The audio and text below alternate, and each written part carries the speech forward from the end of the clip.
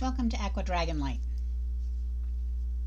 I'm happy to be back. I have been gone for a while. I apologize. I've had some surgeries. I've got another one coming up just before the full moon in June. So I wanted to grab this opportunity to talk to you about some things that I see as important. First, let's chase away any negativity.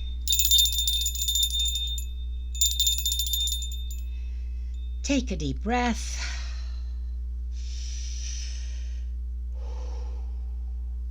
Call in our guides and guardians, all of the bright, helpful beings of all kinds. We can use all the help we can get right now, figuratively and literally. And in a way, that's what I want to talk about. So first things, this is AquaDragonlight. I have some other videos on my site, and I hope to have more. Thank you for being here. If you wish, please leave me a comment. Definitely, if you enjoy or appreciate what you receive, please like or subscribe or share. All of those things are wonderful. I appreciate them. Second, this is natural houses, so this chart is not like the chart that you might get in a personal reading. In a personal reading, your chart would be in the center, and it would not necessarily be in this aspect with equal houses, each sign equal in a house, and Aries over here in the first house. Natural houses doesn't use a rising or an ascendant, so that doesn't apply here. So your first house might have Cancer in it or Libra. I recommend that you do learn about your own chart. I use time passages for that. I have a little note down here. It is a program that you can get on your PC, an app you can get on your phone. I use it because it is easy to use and it is simple. I also prefer this format visually. Other programs present data in other ways. This is easy for me to understand. Third, there's a lot of data here, and I don't want you to get overwhelmed by it. I'm going to take you through it, but I am leaving it here so you can take a screenshot. We are talking about the new moon in Gemini, which happened yesterday at 11:02 p.m. Today is the 27th. I am only putting this up today because I've had technology issues I've tried to do this on my phone and I've tried to do it on my PC, and there may be a hum in the background of this, and for that I apologize. I have worked till most of today getting it reduced. I was not able to get rid of it, I believe, entirely. So hopefully that will come in the future, but Pluto is in retrograde right now, and of course Aquarius is the sign of technology, and I have an Aquarius sun, so that's all having play, as well as the fact that this is such a powerful air event. This is the new moon in Gemini, and right here we're going to talk about Saturn having just gone into Aries on the 24th, which that was 2 days before the new moon, and they are very connected and very impactful. Now, the energies of the new moon are still connected. The sun and moon have traded places. They're a little bit farther apart, but today the energies are still connected. Not much has changed other than that, and so everything that I say still applies. You can still set intentions, and in any case, this is a new beginning in many powerful ways, and its effects will carry on for some time, as have many other things recently. There's been sort of an echoing or an overlapping effect, a long-term opportunity for things to be working, which I think is all of a piece with where we are at astrologically right now. So one note I will make over here, I've got a couple of little a couple of chart sections, so we'll get that out of the way. Saturn into Aries hasn't happened for 29 years. 29 years ago, it was April of 1996. There was a stellium at that time in Aries, as there is now in Aries, but at that time it was the sun and the moon together in high numbers. It was Mars sitting with Eris and the North Node in mid numbers, and Saturn all by itself in low numbers. So three very separate things happening, and of course Mars rules Aries, so very different tone to that event. This is April 20th of 2025, so just about a month ago. And as you can see, there was a stellium in Pisces here, and all that remains of that is the North Node sitting with Nessus. The North Node and Nessus are no longer accompanied by Ceres, Venus, and Saturn. And Neptune had just moved over, and Pisces had just moved before that. I mean, not Pisces, Mercury had just moved before that. Mercury is now over here in his rulership. Mercury rules Gemini. And Venus has moved to in the 20th degree of Aries on her way home. We'll get to that in a minute. But first, let's start with, this is a lot of fire elements. So a lot of fire, a lot of cardinal. Cardinal has to do with, there are 3 kinds of signs. There are 4 of each. Cardinal signs start things. Fixed signs hold the line. And mutable is the grease that makes everything work together. They can go with the flow. They're curious and ask questions. Fixed signs do not like change. Cardinal signs want to change everything. So cardinal and fire. Fire is very intense. And I want you, while we're going through this reading, to think about fire and the opposition of fire, because fire is both a danger and fire is also a friend. So think about the fire that you are going to add wood to. Wood element is connected to fire in the tarot cards. Wood wands is fire. Fire is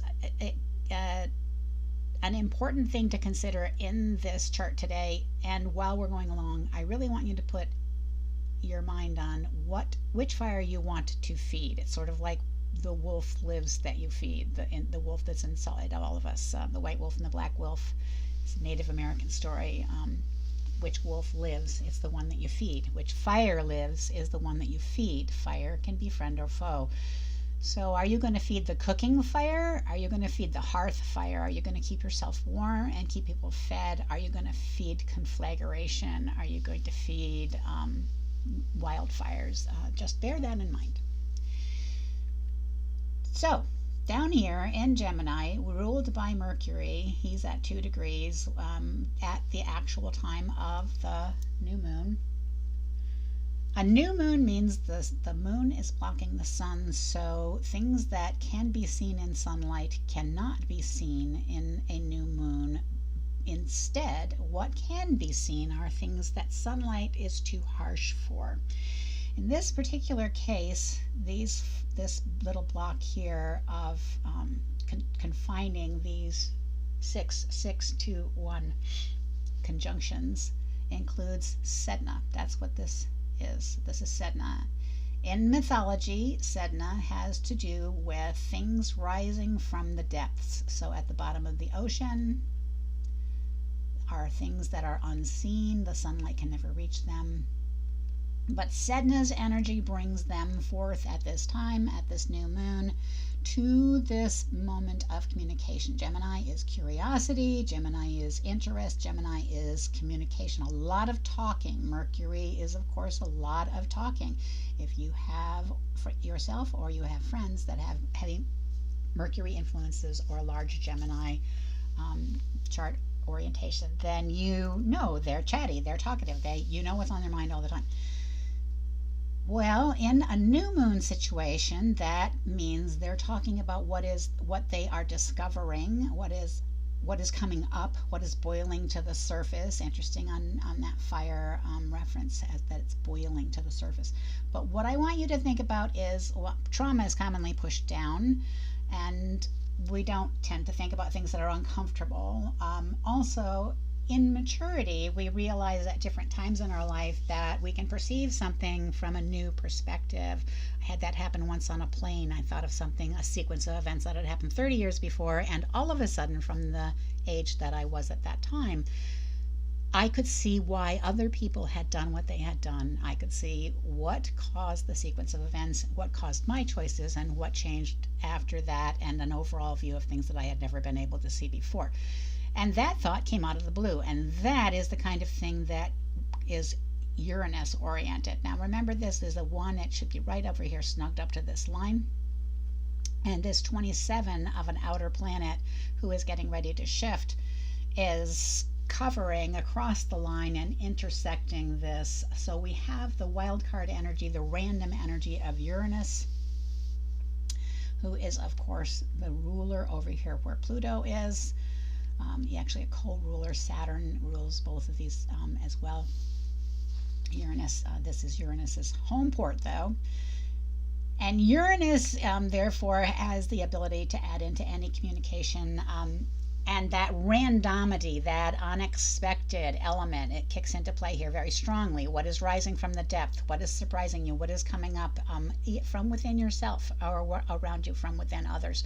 That is being seen in different ways than sunlight. So coming up and being communicated perhaps in dreams or intuition or as fragments of thought, unexpected ahas in a conversation, something leads you to a book, you pick up a page.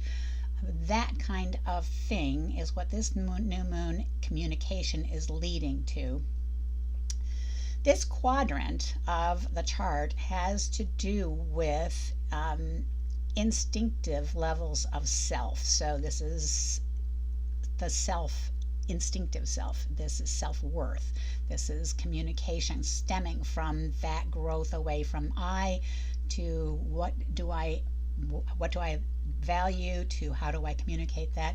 And we move into other areas as you bring in a broader extension of yourself to connect to others, and then bringing that to other people in relationships. But we're not going to go into all of that today. Just recognize that this is the introspective or internal part of the self. And of course, the bottom half of any chart is underneath the surface. So this new moon is very strongly a new moon of things coming from underneath the surface, perhaps suddenly from a ground. So Venus rules Taurus, so a grounded place, perhaps having to do with things that you loved at the time or were very comfortable with and then became uncomfortable with. At any rate, moving on. This is directly trying to Pluto. Pluto is in Aquarius, the humanitarian sign, high technology sign, in this case in the 11th house, which is a broader community area. Remember that everyone has these things. That's what natural houses means. You have your own chart on a personal level, and that's about you. But when we do natural houses, the first sign has to do with everyone globally. Sort of think about it as a different level or layer, a lens that affects everyone. So everyone is feeling this unexpected things coming up from the depths. Communication, it is especially large. It's abundant because Jupiter is also in this house getting ready to shift signs also. But even though he's not conjunct, he's adding that energy of abundance and enlargement. Jupiter makes things larger. So whatever is coming up feels larger or may be larger than it would have been. It may expand. Pluto is adding a tremendous amount of power. It's in retrograde right now. It's going to go back to 1. It's not going into Capricorn again. It's going to turn around in October. But right now, with its looking back energy, it's all adding a lot of power to this kind of retrospective intuitive new moon time frame. We're also trining directly over to Maki in the last air sign Libra, seeking balance. Maki has been in this area for some time, seeking balance. So really adding a lot of power to any opportunity to be heard, to be seen, to get her message across. This group is sextiling over here to the new arrangement of Saturn sitting with Neptune. And that's a big deal. So their sextile is the second easiest flow of energy. So all of this trining energy is empowering this. It's getting help from both sides. It's very large because its house ruler is in here already, but it's sextiling over to the major, the big, really big event of these two outer planets that have recently moved into new beginnings, Aries. Aries is the sign of self, yes, but it's also, Aries is ruled by Mars. It's the sign of new beginnings in every way. And remember, we have a lot of cardinal starting energy, so this is enhanced. The fact that Neptune moved into here a month ago, and now Saturn has joined Neptune, and they're sitting side by side, and they will sit side by side until February of next year, although they will, both of them, cross back into Pisces for one last look, and then when they return, will separate. But for quite a bit of time, they're going to have a conversation. Now, they can have that conversation in this fire sign. Neptune is not happy in a fire sign, and Saturn is even unhappier in Aries. And the reason for that is Neptune rules Pisces. He's been there for a long time. It's going to take him 200 years to get back there. But this emotional, this is his court, the court of dissolving things, dissolving the barriers between things, making things dreamy and emotional and potential, and it's all touchy-feely and not very structured. The old ruler before Neptune was discovered was Jupiter, so can be very deep and large and big feelings. And Saturn, of course, is very straightforward, is right or wrong oriented. Saturn is brings to you that which will make you whole, takes away from you that which is not in your best interest or subdues your integrity. And it's pretty much a yes or no with Saturn, whereas Neptune is much more like well, we're going to have to talk about this a lot. Now, these two might not talk together each other at all in this new beginnings time frame. Because of that, if they were both in their strength, they might be the kind of people that you see on opposite sides of the table with their arms crossed. I'm not talking at all. But Neptune is very unhappy in this fire sign. It's very steamy there for him. He's just been forced to cross the border out of his realm where he's king, and now he's on the low side of things. And it's just not a place where he is at his best. And Saturn absolutely hates being in Aries. He is in fall there. If you follow elemental dignities of astrology, this is his least favorite place to be. So both of them are weakened. That's a way of thinking of this, is they may be those same two people, but both of them maybe one is not particularly feeling well after running a marathon, and one has got a hangover. They both aren't at their best. This works to our advantage because they don't have their boundaries up as strongly, and we need them to talk. We need the strength of Saturn, bringing that which makes us whole and taking away that which is draining our integrity, and we need the options presented by Neptune and the dissolution of veils and hidden things that he can bring as well. as his ability to give Saturn some understanding of emotion. So we need them to have a conversation. Neptune's taken, I think, the little more harder of it here because the element is so harsh on him. And it's interesting that he is sitting with Ceres because Ceres has more water than Earth, and Ceres is backing Neptune's up. It's like Ceres is saying, don't worry, I won't let the fire steal all of your moisture. You're not going to die here. Let's talk. Ceres is not conjunct to the next planet here, that's Venus, and they are a number of degrees away, so they're not in the same party. This party is talking to that party, and that is a really big deal. Part of the reason why is this group up here. This is Haumea and Vesta and Dark Lilith. They are in Scorpio. They are in the 8th house of reinvention. Scorpio is another, it's ruled by Pluto, so again, pulling in that energy. Subconscious, perhaps mental health, the deep unknown. These have been traveling together, these three. They were down here. I did other videos where there was the 5 ladies and the South Node, and there was a large chance, a large opportunity in Libra balancing for the releasing in different connections of conversations of trines and planets in that time frame and amongst each other, releasing into the South Node. A lot of release of baggage happened in at those times. Makemake has stayed alone holding that turf. The South Node has moved on, but this group has stayed together, and in this place is in conjunct both to this low number party happening here in the early part of Aries, and it's in conjunct to this new moon in Gemini.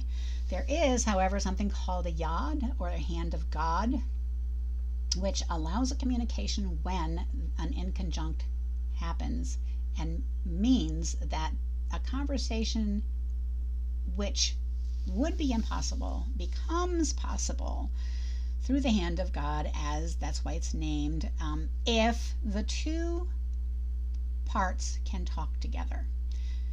So the fact that this new moon is talking to the entry of Saturn and in an enforced conversation with Neptune in a sextile means that this group holding Lilith, the resentment of not being allowed to live as herself, of being rejected, Vesta wanting to do service but in a place where service requires reinvention, Haumea, I've lived a lifetime trying to give lessons, I'm looking for a chance to share them with people, in this water sign of Scorpio, talking to the new moon here with all this coming up from the depths energy.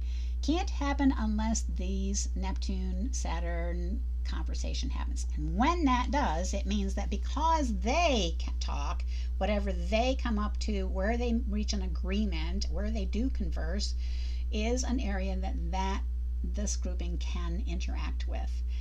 In a chart, we would look for what's in the entry of your house of Taurus. What's in your low numbers of Taurus? Because that would be in an opposition to this, meaning part of the conversation, give and take, you take turns, okay? So, but in general, just the fact that it's the beginning of Taurus is something that is the beginning of Taurus is grounded. It's about the things of life that everyone needs. And Venus is going to be in this by June 11th, when the next full moon, Venus will be sitting here. She's on her way home. She's been very happy in Pisces, had a great time, chatted with the North Node and everybody else. She talked to everybody and is now sitting supporting this pairing of Eris and Chiron, who have been together for, I don't know, almost a year, I guess, walking backward and then forward in Aries. They're at 25 now, so they really should be over here. But Venus is now supporting Chiron after that process. And it's just interesting because you have to remember that Eris is as large as Pluto. It takes 500 years for Eris to make orbit. She's out in the Kuiper belt beyond her apogee, or just tipped over the edge of her apogee, which means she's carrying all the wisdom she acquired and she's bringing it back. And when they were walking together backwards, it's a little like an ancient being arriving and trying to understand how the the chipmunk has a sore paw, or the story of how that could have happened, and there's such vast difference between their knowledge bases that it takes a while going back over the ground that Mars rules in Aries, and Eris is the sister of Mars. It's all new beginnings, but it's also very active. There's the Mars, it carries an axe. Eris probably carries a battle axe. It's a lot of wounding here. So Chiron's going back, going, and I was hurt here, and I was hurt here, and I was hurt here, and I was hurt here, and Eris was learning.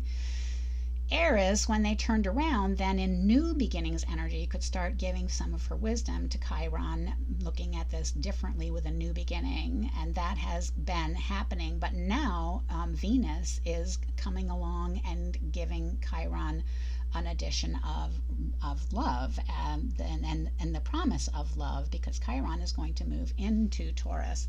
It's going to take like 40 years for Eris to get there, but Eris still has work to do in Aries.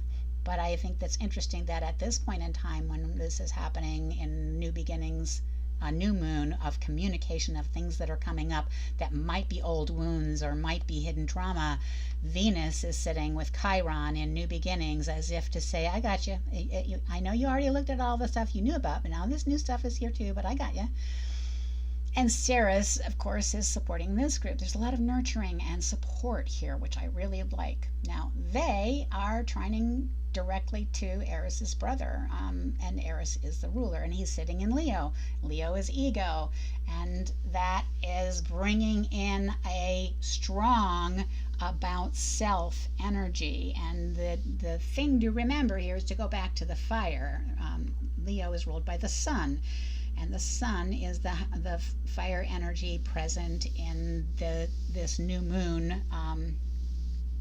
It can get, it's sitting beside Vulcan. It can get overheated, and if you allow that to happen and lose control of the emotions as things appear, that can reduce the efficiency and the effectiveness of this time. But if you remember to focus on which fire you want to feed, this is a new beginning energy, bringing in a new sense of self from Leo. Which fire do you want to feed?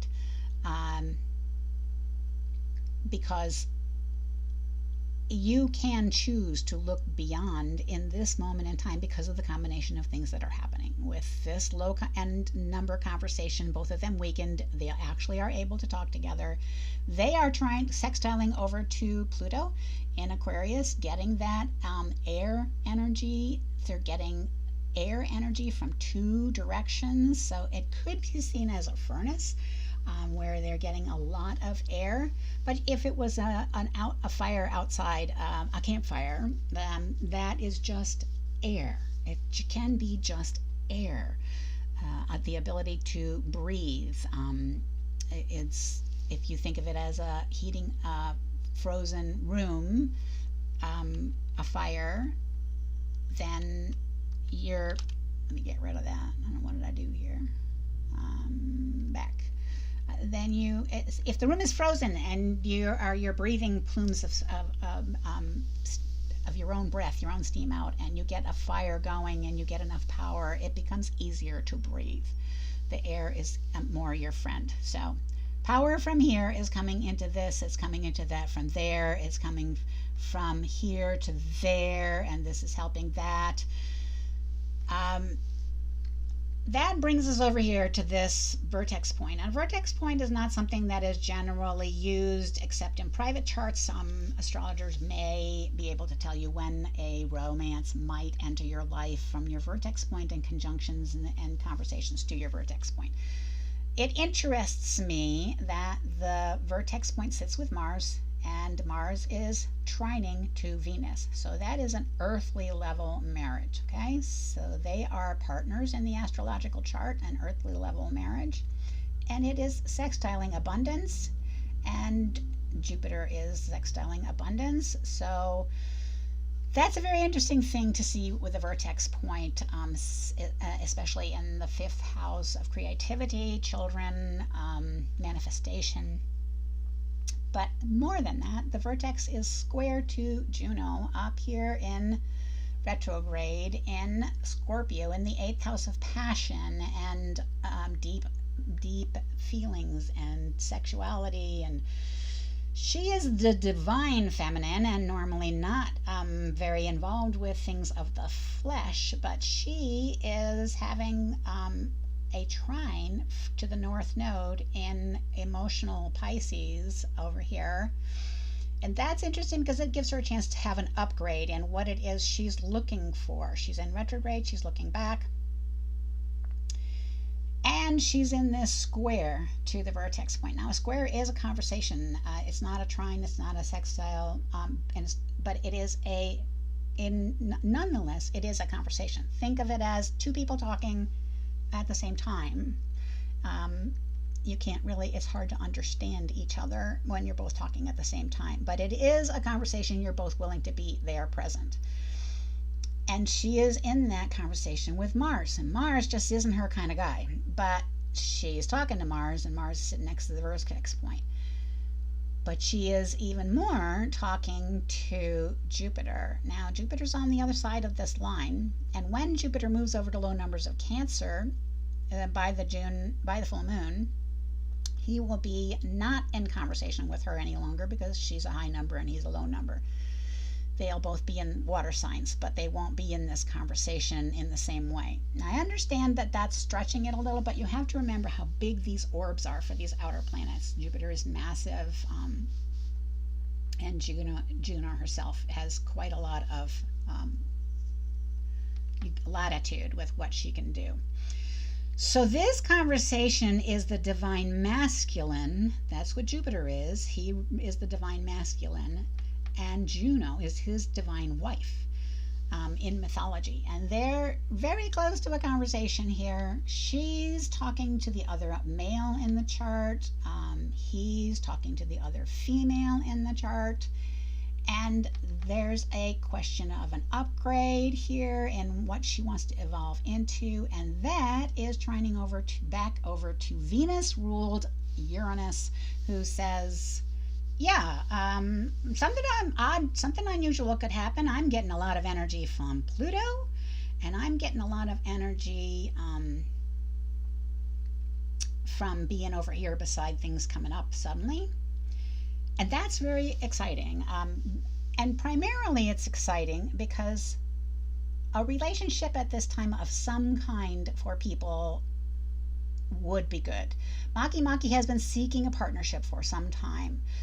And if it takes a male-female or male energy-female energy relationship of any kind to give people support, a supportive energy that allows Maki in Libra, the sign of in 7th house committed relationships, the sign seeking balance where she's been in retrograde looking for something. Maki is an activist. She makes change. She goes against the grain. She does things that other people might not do. And if she has a partner, she is much stronger and much more able. And she has been seeking a partnership. So this partnership, these arrows that speak to partnership, were very exciting for me to find, because if you give Maki support, she will be less likely to be affected by the anger in Vulcan. Vulcan is a fire energy that is not a hearth fire. This is often found near the sun and can make people irritable and combustible. The best thing for Maki, who is trying to create balance, would be to have a partner in order to withstand that better. The last thing here is Chariklo and Pallas Athena. Chariklo is compassion and divine intervention. Pallas Athena is wisdom and your soul message, what you can help, what you want to help with, your own divine knowledge. These two sitting together in 9 numbers of Aquarius are directly impacting Jupiter. And Jupiter is the divine masculine, so he's getting a lot of support from look for something, look for more, be more than just the jovial abundance. And Jupiter isn't always lucky, he just makes things more. but he is the representative of the divine masculine. So there's, for me, a potential here has arrived, because there is the potential with all of these things happening for change to occur that is needed to begin. And I'm not saying in this new moon, new beginning time frame that everything is solved, because it's going to take time for everything to be solved. But it, to me, shows that there is potential for a belief in that. Interestingly enough, in the 12th sign, people who have the North Node, a situation of the North Node in the 12th sign, is about learning to trust in forces larger than yourself, learning the humility that things are larger than yourself, and you may not understand them, but you need to believe that moving forward is a positive thing. And I think that is also very important as we're in this very pivotal time. Quickly, just to show you, it's all going to change, because this is the full moon on June 11th, full moon in Sagittarius, and as you can see, everything is a lot more spread out now. Everything, these three guys are still together, but there's different conversations happening. These three are still together, but the balance of the chart is completely different. This is predominantly this grouping, that pair, this grouping, this grouping. It's really a very tight orientation. We will hopefully look again at this full moon before it happens and see what's going on with that, because there are interesting things happening in there. And Venus will have moved, Jupiter will have moved. There are interesting things happening. We'll try to get to that before my surgery. I always draw cards, and I did this live on my phone, and instead of drawing new cards, I just took a photo of the cards that came out, because I wanted you to see those cards. So here are the three cards that I drew, and the order that I drew them is: where are we, why are we here, and where will that take us? And these are the cards. The first card I drew is the Tower, and in this deck, the Tower is a very fiery energy on a tree. There's a squirrel in the front here looking at the lightning, but it is the tree, so an earth grounding, that kind of an earthy fire. That is a wildfire kind of thing. This could be the beginning of something bad. If it's a drought condition, that's one kind of fire. Tower is change. That is a 6 and 1 is a 7, and the Tower is change. It doesn't necessarily mean devastating things are going to happen, although sometimes people think that. This is Light Seers Tarot by Chris Ann. I love the vividness of the images. Why are we here? Page of Wands. As I said, Wands is fire. That's the fire element in the deck. Page is a student, and this is a very dance-oriented student learning to use fire better. So back to the hearth fire and cooking. Learning to put it to good use instead of be at effect of it is one way to think of it. Where will that take us? Over to the Fool, looking and leaning out in trust over the cosmic pool at 0. I think these are very good validations for the reading. That's exactly what we're seeing with this fire energy here being enforced by that fire energy, but a lot of air energy fueling things. And the new beginnings message is very clear. It's important that we remember that we have a responsibility to enforce that. So as new moons are times of setting intentions, this is a time where communication is especially important. Write down or say these things and use them. Say them as much as you can. Put them where you will see them. I'm going to say them aloud. I'm leaving them here for you to write down. But I will say them and put that, as I did yesterday and the day before, as I have been working to try to get this to you. I want to easily find myself asking the right questions that lead to my understanding of how others think. I want all self-limiting anxiety totally lifted from me. I want to easily attract the answers I need. And along with that, on the Pisces issue of needing to believe and to trust, I want the idea that something is wrong totally lifted from me. I want worry replaced by a feeling of inner serenity and knowing that all is well. Focus on these things. I wish you all the best. Thank you for being here. This is AquaDragonlight. I will see you again.